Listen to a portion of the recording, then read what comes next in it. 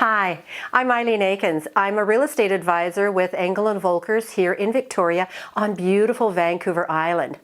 I got a question on one of our videos a week or so ago, and I thought I would share the information with you.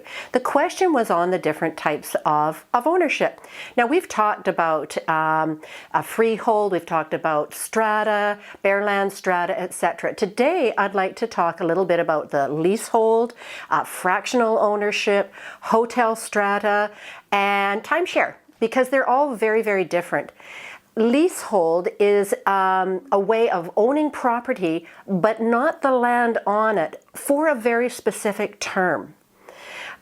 So when you're looking at leasehold property, and there are several here in Victoria that you can look at. So for example, you might have a building that has a 99-year lease on it that was started in the 1970s, and it's going to come to fruition in the 2070s.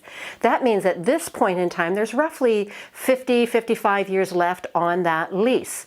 You know, a lot of us, it's not going to necessarily affect us. We're going to perhaps be long gone before that lease runs out. But it is something to really think about. Is this the appropriate property for you? The next one is a fractional ownership. And it's completely different from a freehold because, again, you're sharing a unit with other property owners. So, for example, we have properties here that have quarter shares. So you're buying a unit and you're buying 25% of one unit.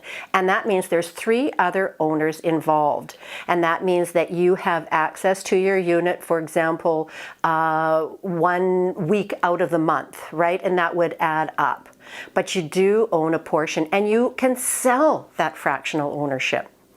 The next one is the hotel strata, and we do have one here in Victoria, and that's where you own the unit and you do have access for part of the year to that unit, but the rest of the time it goes into the hotel pool, which is a great investment. Perhaps you're a visitor to Victoria. This could be a great way to earn a return on your investment, because while it's in the hotel pool, you're actually earning revenues. So it's really something to take a look at.